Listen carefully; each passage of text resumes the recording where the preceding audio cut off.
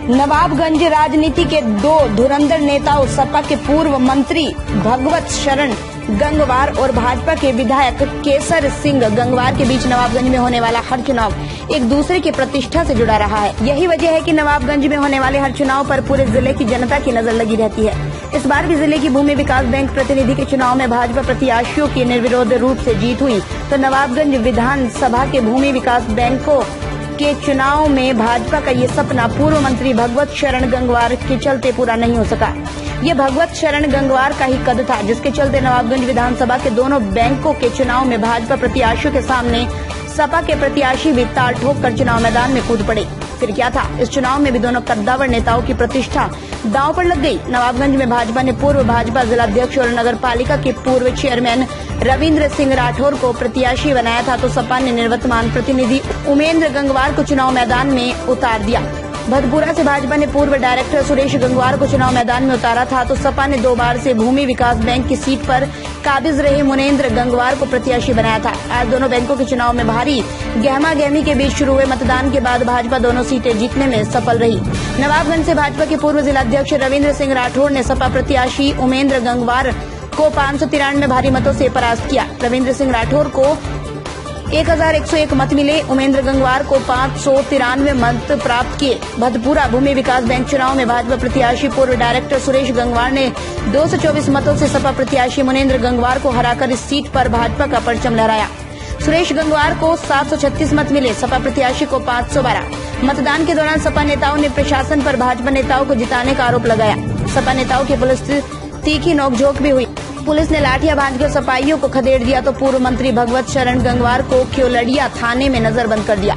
जीत के बाद भाजपाइयों ने एक दूसरे को मिठाइयां खिलाकर जमकर जश्न मनाया, तो हार के बाद सपा खेमे में भारी मायूसी छा गई। इंडियन समाचार के लिए बरेली से रियाज अंसारी की रिपोर्ट। जी जानना चाहेंगे कैसी जीत हुई है और किस तरीके से पब्लिक ने नवाजा है राठौर साहब को, बताइए। ये आम कार्यकर्ता जो है देहात स्तर का, उनकी कड़ी मेहनत का विधायक जी की और हमारे जिला अध्यक्ष जी पवन शर्मा जी और जो भी बूथ स्तर का देहात स्तर के प्रधान वगैरह जो भी कार्यकर्ता थे, और सबसे बड़ी बात वोटर स्वयं, उनकी सबकी इच्छा थी कि हम पार्टी को वोट दें।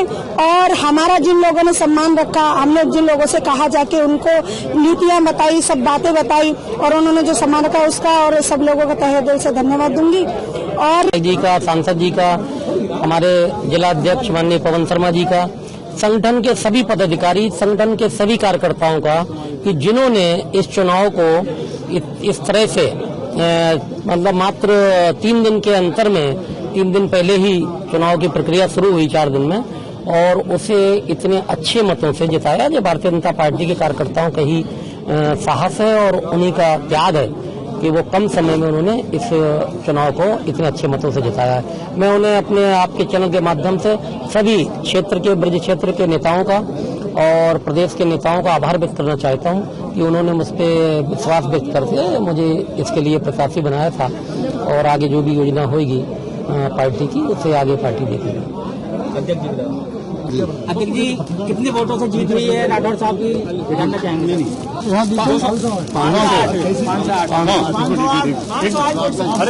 अभी जिस प्रकार से चुनाव के परिणाम दोनों ब्रांचों के आए हैं, सारे कार्यकर्ता हमारे जिस प्रकार से हमने एक जनता, देखिए ये जीत हमारे कार्यकर्ताओं की है, हमारे मतदाताओं की है, और इस जीत से जो जनप्रतिनिधि बनना चाहते हैं या बने हुए हैं उन्हें सीख लेनी चाहिए, क्योंकि कार्यकर्ताओं का जब अगर आप दिल जीत लेंगे, उनकी समस्याओं से जूझेंगे, क्षेत्र की समस्याओं से जूझेंगे और काम करेंगे, तो मैं समझता हूं कार्यकर्ता सर आंखों पर बिठालता है। और एक वोट भी कहीं पुलिस के माध्यम से या सत्ता के प्रभाव में कहीं से उठाने का काम नहीं किया, यहाँ से कार्यालय से निकल कर भी नहीं गया, लेकिन मेरे कार्यकर्ताओं के बलबूते पे आज इतनी बड़ी जीत हुई है। इसके लिए मैं अपने कार्यकर्ताओं को ढेर सारी बधाइयां देता हूं।